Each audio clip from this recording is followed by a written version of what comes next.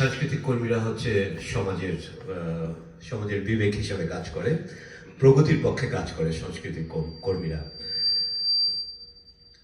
আর এই বিষয়টা জানে যারা উগ্রবাদী তারা, এবং তাদের লক্ষ্যস্থল কিন্তু একটাই, সেটা হচ্ছে যে এই সাংস্কৃতিক কর্মকাণ্ডে যারা জড়িত তাদের উপর আঘাত হানা, এবং সেই লক্ষ্যেই তারা এগিয়ে যাচ্ছে।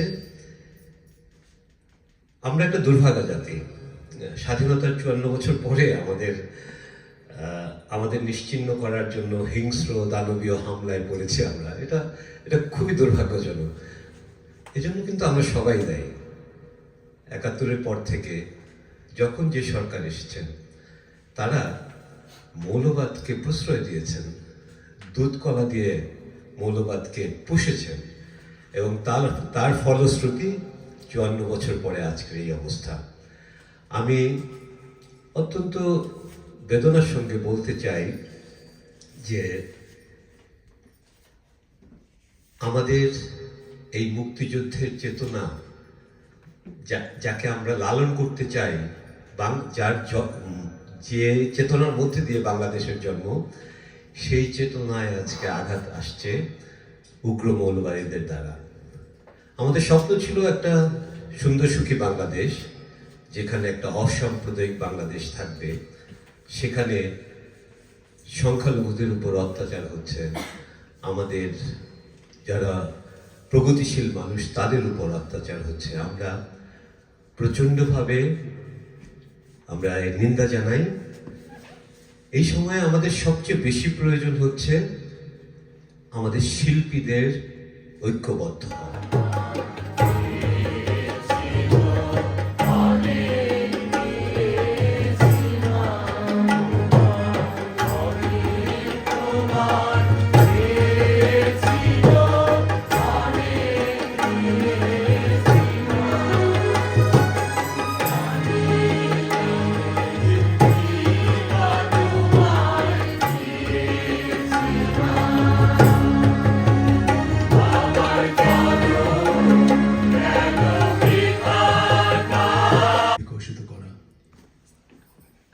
ছায়ানট ও উদীচী তাদের জন্মলগ্ন থেকে এ মহান ও পবিত্র লক্ষ্যে ব্রতী ও নিবেদিত।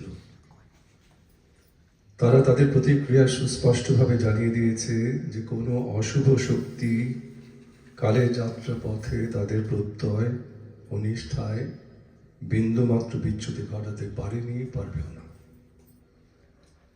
সাংস্কৃতিক এবং গণমাধ্যম প্রতিষ্ঠানের স্বাধীনতা নিরাপত্তা নিশ্চিত করার দায়িত্ব রাষ্ট্র ও সরকারের।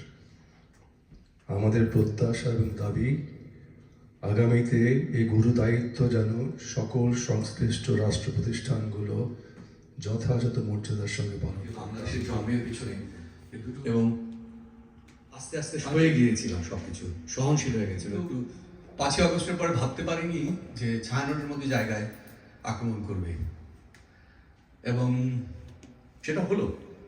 এবং অত্যন্ত সরকার যেভাবে বলে, এমন একটা সরকার আছে বলছে যে জানমালের নিরাপত্তা দেবে, জানের কোনো নিরাপত্তা নেই, মালেরও কোনো নিরাপত্তা নেই। ছায়ানট,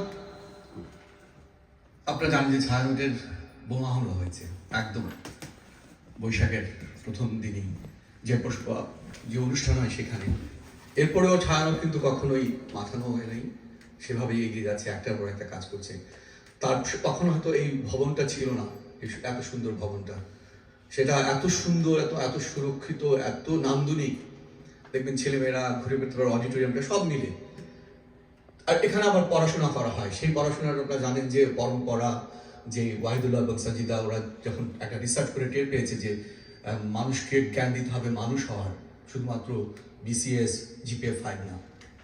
তো সেখানে শিখতে গেলেই আপনাকে বাঙালিত্ব, মূল্যবোধ, একাত্তর জানতে হবে।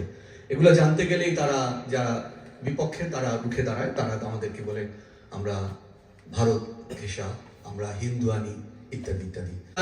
ভাবতে ভাবতেই দেখি যে আবার উদীচিতে হামলা। খুব ভালো লাগছে যে চেতনা নিয়ে এই দুটি সংগঠনের ভাবনা, যে গানে গানে এবং নাটক সংস্কৃতি দিয়ে মানুষকে জয় করা, মানুষের হৃদয় জয় করে এগিয়ে যাওয়া। 1971 সালে দিকে তার গেরিলা যুদ্ধদের সবচেয়ে উদ্দীপনার জায়গাটা ছিল যে স্বাধীন বাংলা বেতার কেন্দ্র এবং তার গান। এই যে গানগুলো বাংলাদেশ নামক একটি দিচ্ছিকে তারা আপনারা সবাই জানেন যে তারপরে আমরা আমাদের মূল অনুষ্ঠানে চলে যাব। আমি আহমেদ হোসেন।